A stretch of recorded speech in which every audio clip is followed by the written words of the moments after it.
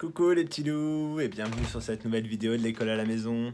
J'espère que vous allez bien. Alors aujourd'hui au programme la date, le nombre mystère, un peu de travail manuel avec Géraldine, un travail de lecture et d'écriture. Ensuite nous apprendrons les règles pour pouvoir jouer au jeu des coxygloutons. Et enfin un petit travail de phonologie.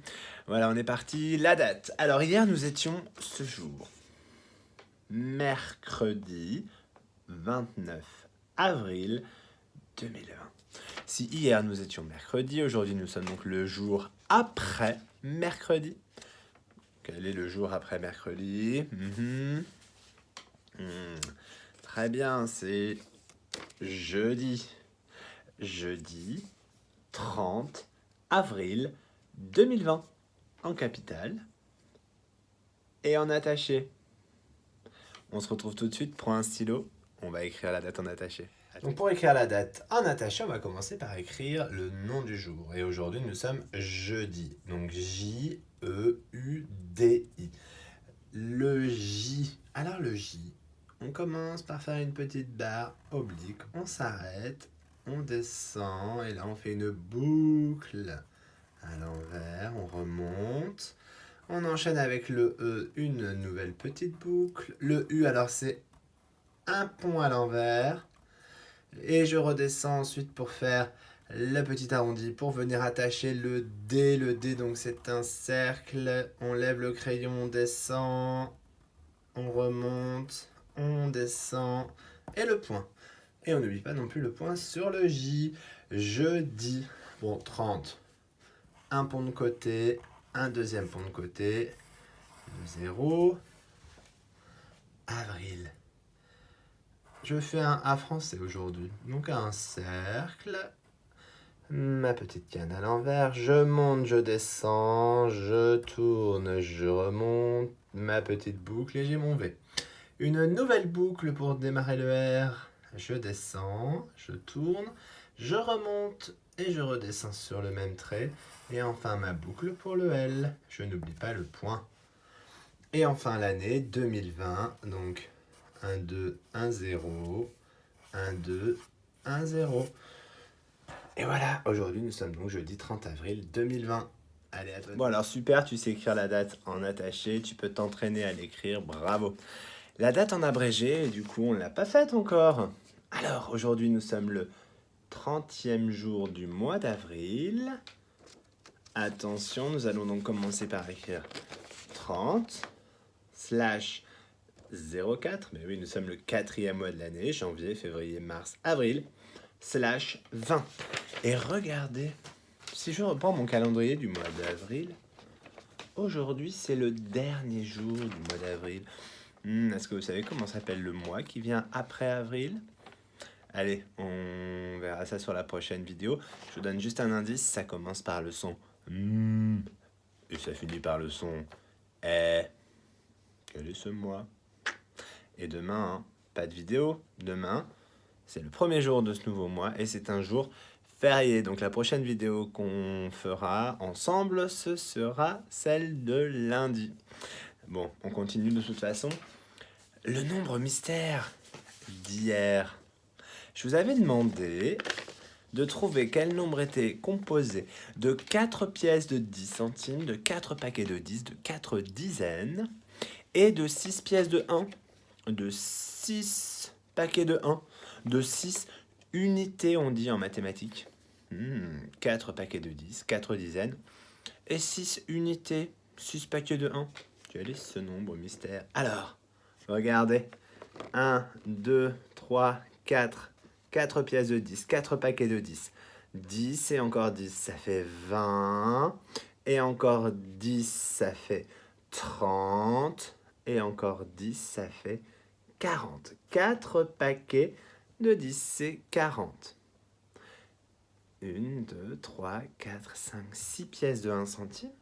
1 et encore 1 et encore 1 et encore 1 et encore 1 et encore 1. 6 fois 1, 6 fois le nombre 1, bah, c'est 6. Donc 40 et 6. 40 et 6. Eh ben, c'est facile, hein? On l'entend. 46. C'est 46. Un 4 et un 6. 46. Le nombre mystère d'aujourd'hui, écoutez bien. Je vais vous demander de m'écrire sur l'ardoise le nombre qui est composé de 6 paquets de 10, de 6 pièces de 10, de 6 dizaines et de 2 unités toutes seules, de 2 paquets de 1 tout seul, de 2 pièces de 1 centime toutes seules.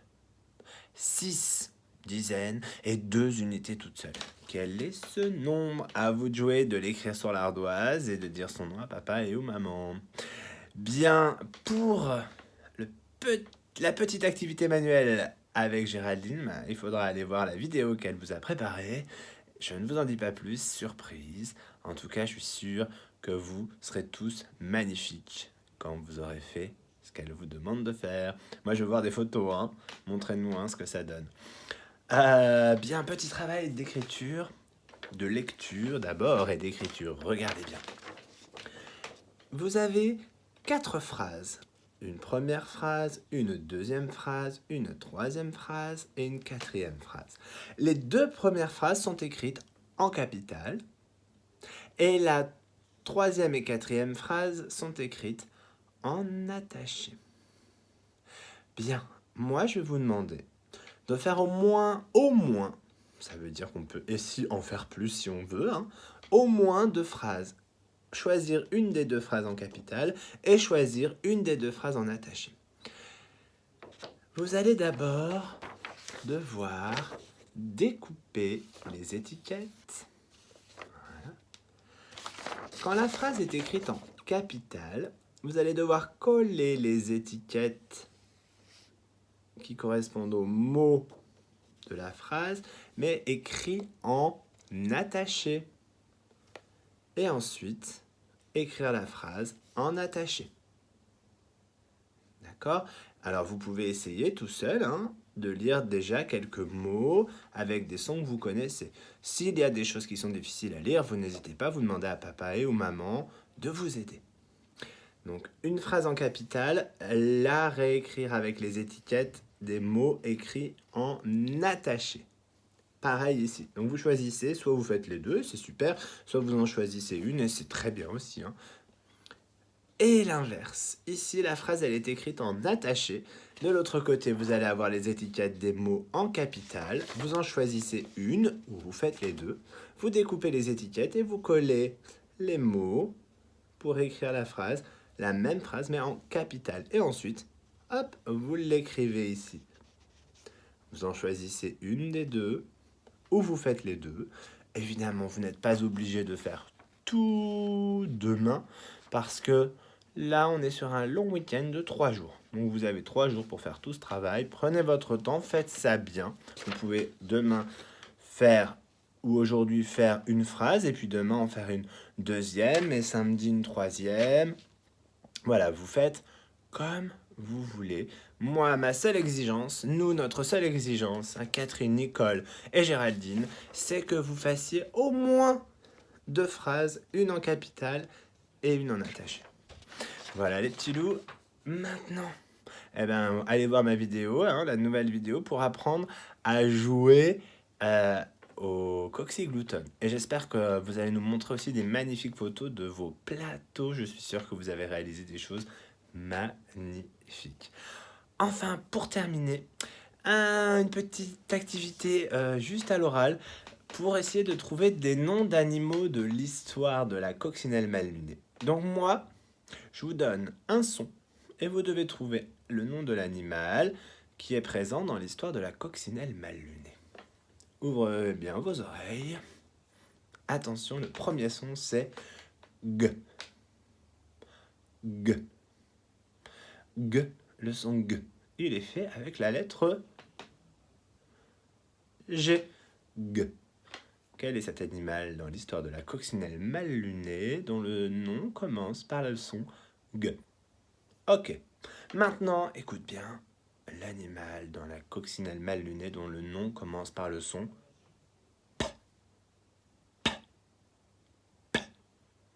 Oh, mais quelle est la lettre qui fait le son